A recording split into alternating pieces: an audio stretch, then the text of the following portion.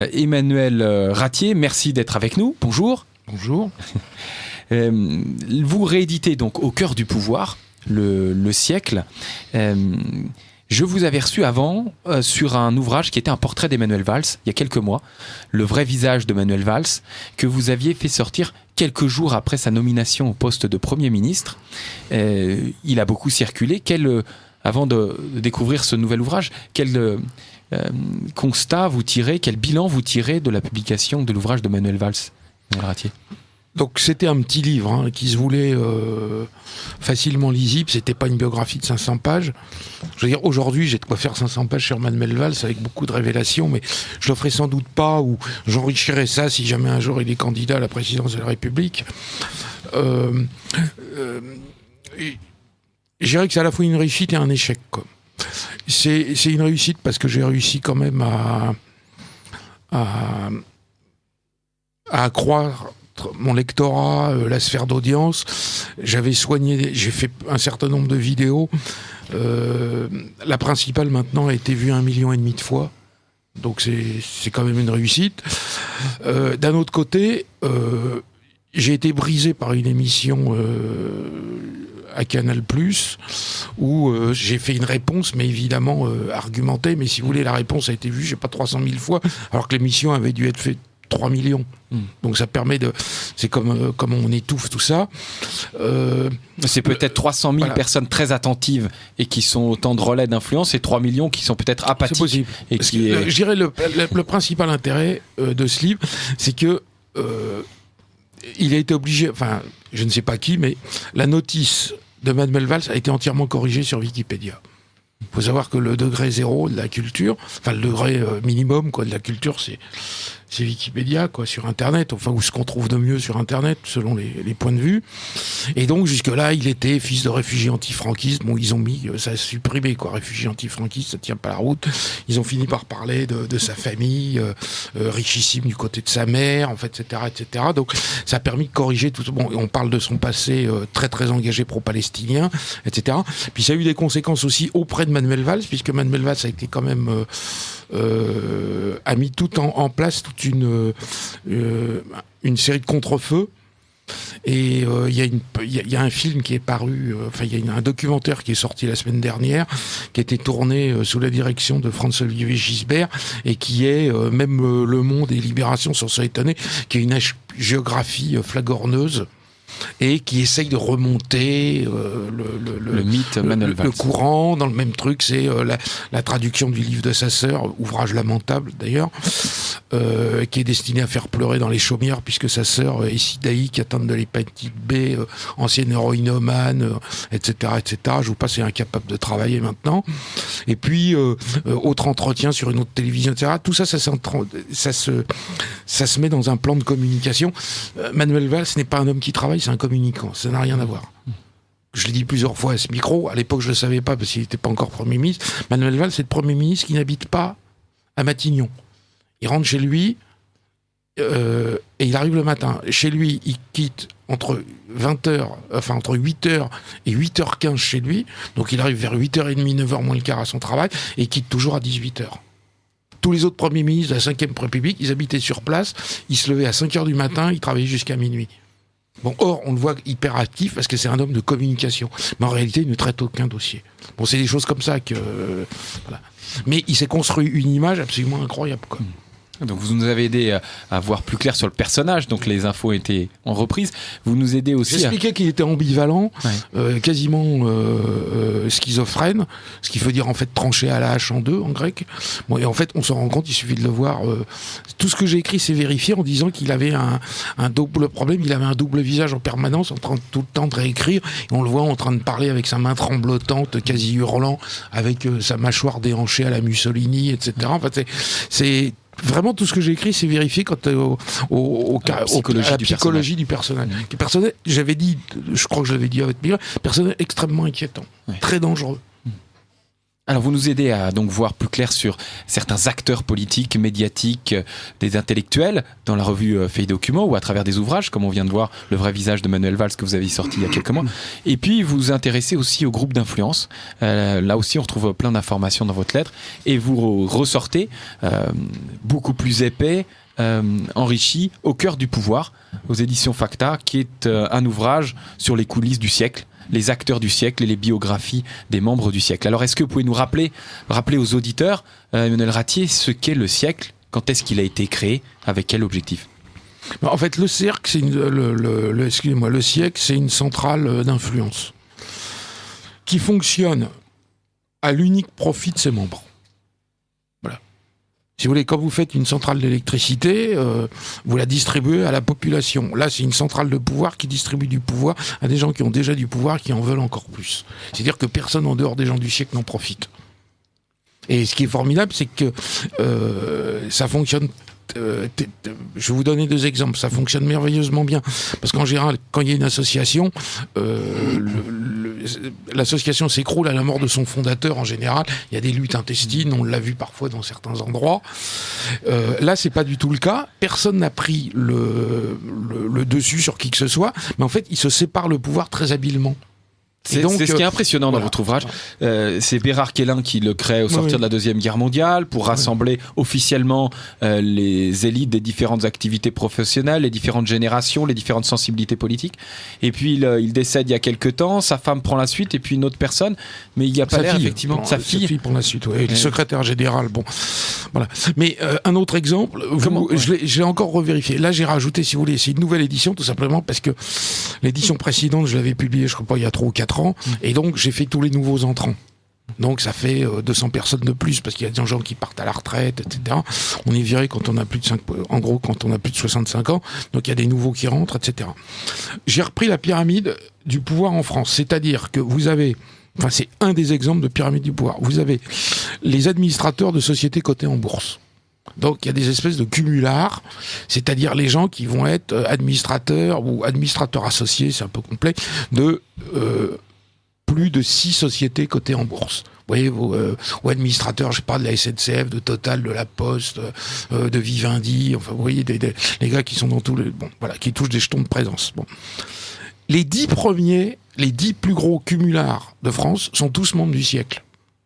Vous prenez les 10 suivants, il y en a 9 qui sont membres du siècle. Vous prenez les 10 suivants, il y en a 8. C'est-à-dire que c'est exactement la pyramide du pouvoir. C'est comme une pyramide, avec tous les gens importants sont là, ceux qui sont un peu moins, très importants, mais un peu moins, ben, il y en a 9 sur 10, en dessous il y en a 8 sur 10, bon voilà.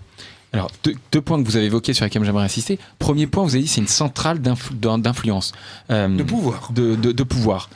C'est-à-dire, on distribue le pouvoir, vous dites, ils se distribuent le pouvoir entre eux et seuls les membres en bénéficient.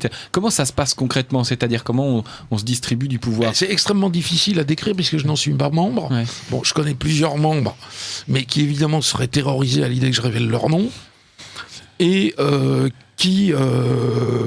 aucun d'entre eux, d'ailleurs, ne m'a jamais donné l'annuaire des membres du siècle, qui est un annuaire hyper confidentiel, secret. Je rappelle que l'association, le Club Le Sep, m'avait annoncé à l'avance qu'il ferait saisir mon livre. Donc j'ai mis un certain nombre de détails qui les empêchaient de faire saisir mon livre. Je ne vais pas vous expliquer ici. Mais... donc j'ai des confidences, on a des gens qui ont un peu... Enfin, il n'y a pas des gens qui ont écrit, il y a des gens qui en étaient membres, qui en ont parlé dans leur mémoire. C'est des choses comme ça. Donc on a mais on voit bien le système de courte échelle. On voit bien le système extraordinaire de promotion sociale pour des gens quand ils sont cooptés jeunes. Et ça va leur permettre d'effectuer une carrière beaucoup plus rapide. C'est un peu différent quand vous rentrez plus âgé. Si vous voulez, par exemple, en général, c'est pas le cas, mais vous avez toujours un général qui est soit le chef d'état-major des armées, soit le le chef d'état-major de l'armée de terre, soit le chef d'état-major particulier du président François Hollande. Quand vous êtes général, vous avez forcément 55 ans. En fait, votre carrière est déjà derrière vous. Bon, à la limite, ça va peut-être vous permettre de durer 2 ou 3 ans de plus s'il y a un changement de président, par exemple. Vous voyez ce genre de choses. Bon. quand vous rentrez comme Rachida Dati, vous êtes une figure issue des ce qu'on appelle les minorités visibles ou je sais pas quoi, sur la discrimination positive ou ce genre de truc. Bon, si vous rentrez quand vous avez 34 ou 35 ans, ça vous pulse, quoi. Surtout en plus, pour être très clair, quand vous êtes d'origine arabe. Puisque les gens qui sont là, en gros, c'est l'équivalent de WASP aux États-Unis, quoi.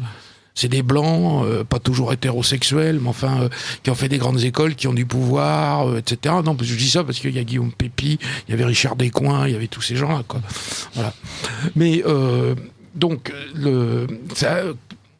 quand on a besoin de trouver quelqu'un des minorités visibles parce que l'enrichissement, etc., enfin, les théories, la tarte à la crème, le mieux vivre, le vivre ensemble, la démarche citoyenne, en fait, etc., le métissage intellectuel. Enfin, je vous passe maintenant, il y a toute une rhétorique à ce propos-là.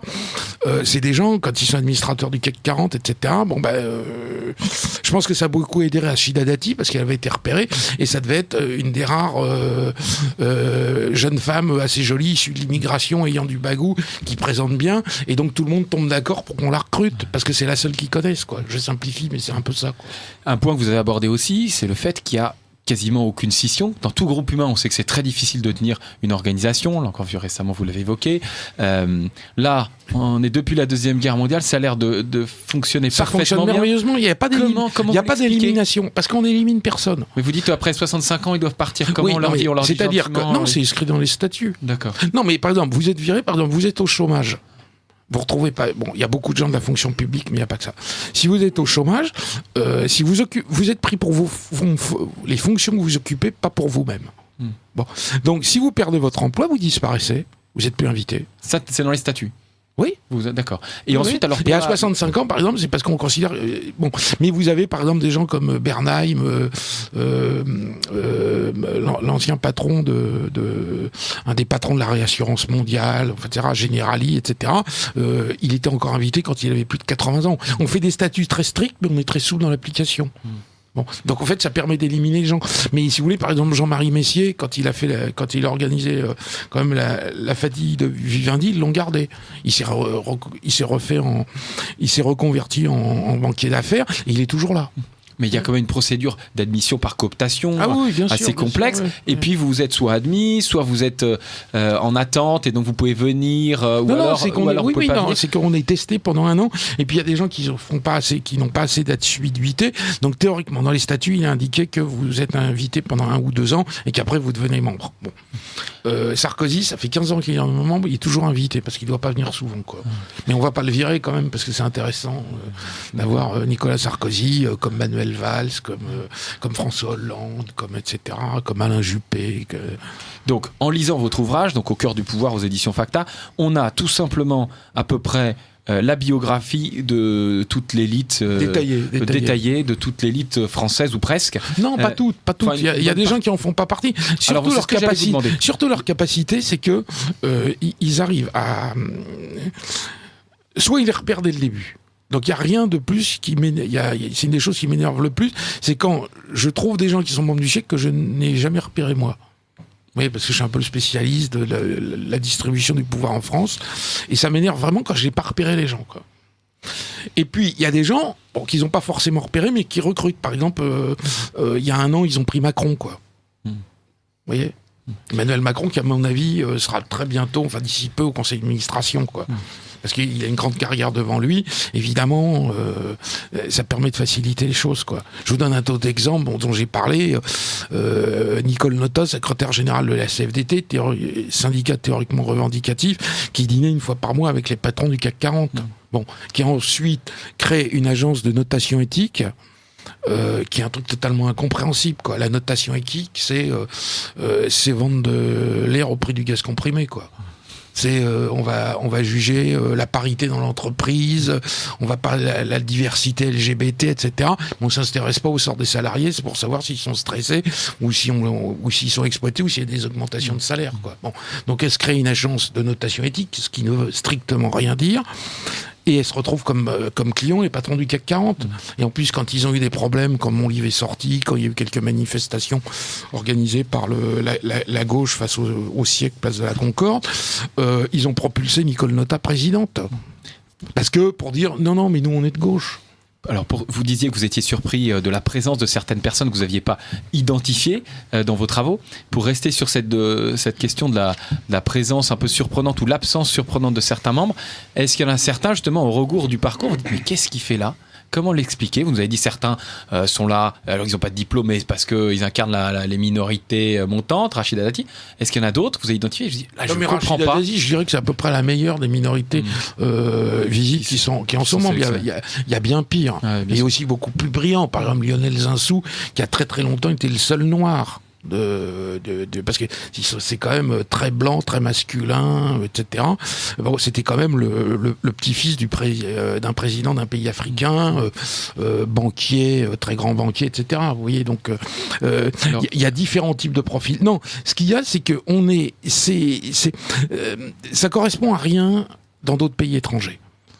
Par exemple, vous avez les Skull and Bones aux États-Unis, qui sont à Yale, mais c'est une association très importante, mais il y en a d'autres, d'anciens étudiants qui vont rester très liés. L'exemple typique, c'était l'élection américaine il y a quelques années, où les deux candidats Bush et Kerry étaient tous les deux des membres des Skull and Bones. Bon. Vous avez la loge P2 qui a longtemps fonctionné en Italie, qui était quand même une association maçonnique. Vous avez ce genre d'association, mais la France, c'est un endroit où, comme le dit très bien Pierre Bourdieu, il faut les gens qui sont qui ont le plus d'influence, c'est les gens qui maîtrisent, qui ont le capital financier, le capital culturel et le capital social. Et si vous avez, en gros, si vous ne disposez pas de ces trois types de capital, vous n'avez aucune chance de rentrer au siècle. Ça suffit pas d'être brillant, ça suffit pas d'avoir les diplômes. Si vous avez aucune surface financière, parce que ça vous intéresse pas, vous pouvez être comme par exemple major de Polytechnique et devenir prêtre de la fraternité Saint-Pédis, vous avez aucune chance de rentrer au siècle, quoi. Ça s'est produit. Vous n'avez aucune chance de rentrer au siècle. Si vous vous appelez Pierre Mauroy ou Pierre Bérégovoy ou Jean-Marc Ayrault, vous avez beau être Premier ministre, vous n'avez aucune chance de rentrer au siècle parce que vous faites partie du petit peuple, quoi. Je veux dire, vous partez pas en vacances avec un combi Volkswagen, vous faites attention, vous n'êtes pas comme le Rougeau de Lille, c'est-à-dire Pierre Mauroy, ce genre de choses, quoi. Il faut avoir du capital social et l'art de la conversation des 17e et 18e siècles, c'est très très important, quoi. Donc c'est pas parce qu'on a beaucoup de compétences qu'on est forcément pris, c'est très compliqué. C'est subtil, quoi. C'est les jeux de pouvoir que vous avez en France, mais qu'on retrouve dans d'autres cercles. Mais là, c'est vraiment intéressant parce qu'ils se voient que pour ça, quoi. Là, je suis en train de faire, dans le prochain numéro, je vais commencer une série sur le club de 100. Il y a 100 membres, il n'y en a pas plus. Et pour qu'il y ait un nouveau membre, il faut qu'il y en ait un qui meure, quoi. Vous voyez, c'est un peu comme l'Académie française, sauf qu'on en a exclu des gens comme le maréchal Pétain, quoi. Mais le club des 100, c'est théoriquement un club de gastronomes. Bon, donc on se dit, ça n'a rien à voir. Non, mais vous avez les patrons du CAC 40, les patrons des chaînes de télévision, les hommes politiques, voilà, quoi. Vous voyez, donc on se rend compte que la gastronomie n'est qu'un prétexte pour le pouvoir. Il y a d'autres cercles. Le siècle, les rares études qui lui ont été consacrées par des sociologues, etc., ils disent tous que c'est le premier club d'influence et de pouvoir en France. C'est le seul livre qui existe sur le sujet. Je rappelle aux auditeurs de Radio Courtoisie, ils entendent la voix d'Emmanuel Ratier, auteur de Au cœur du pouvoir, un ouvrage qui décortique le siècle, les biographies des membres, aux éditions Facta. Emmanuel Ratier, avant de nous quitter dans quelques minutes, j'ai une question, c'est sur le fait que vous avez, je crois, étudié dans le détail à partir de quand le siècle est devenu médiatiquement visible, et visiblement entre 44 et 77, je crois qu'il n'y a aucun article de presse. Le premier, il faut tomber à 77, un article dans l'Humanité. Et puis, il y a une sortie beaucoup plus visible. Il y a quelques années, on se souvient de cinéastes, de militants qui assistent au dîner, ou en tout cas à l'entrée, qui se mettent à l'entrée du dîner. Il y a quelques polémiques sur Internet. Comment vous expliquez cette mise en lumière ? C'est parce que j'avais sorti un livre. D'accord. Et puis depuis, c'est retombé. Et vous, comment vous l'avez découvert, ce siècle ? Et pourquoi vous vous dites c'est là plutôt que dans d'autres univers ? Parce qu'il suffit de se procurer les listes pour comprendre et puis de les traquer, quoi. Voilà. Avec une fourchette à escargot dans les cages avec une petite fourchette à escargot dans les cages d'escalier pour les trouver les uns après les autres, quoi. Je vous donne juste un exemple et je termine. Bon, il y a un des annuaires que j'ai récupéré, c'est l'annuaire d'Alain Juppé. Quand il était le patron du RPR, il devient ministre, je sais plus, des Affaires étrangères, un truc comme ça. Donc il dit, vous mettez tout à la documentation. Et il retéléphone 2 jours après en disant non, il y a un truc que je dois récupérer, c'est mon annuaire du siècle, quoi. Mais entre-temps, j'avais un de mes amis au RPR qui l'avait photocopié. Voilà. D'accord. Donc vous nous préparez maintenant un travail sur le Club des 100. Alors on verra les membres dans la revue Faits et Documents, ou vous préparez un ouvrage sur le Club des 100? Non, c'est juste une série d'articles, voilà. D'accord. Alors merci à Emmanuel Ratier. Je rappelle encore une fois le titre de votre ouvrage, Au cœur du pouvoir, aux éditions Facta. Et puis Faits et Documents, la lettre d'information confidentielle que vous pouvez retrouver toutes les 2 semaines. Où peut-on retrouver toutes ces informations? Où peut-on s'abonner? Sur le site internet? Oui, sur un site d'internet. Vous tapez Faits et Documents sur internet, vous trouvez tout de suite. Et je serai à la fête du livre de Radio Courtoisie le dimanche 14 juin. Très bien, à bientôt Emmanuel Ratier, merci.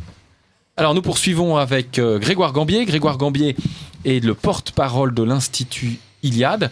L'Institut Iliade qui a été fondé, en tout cas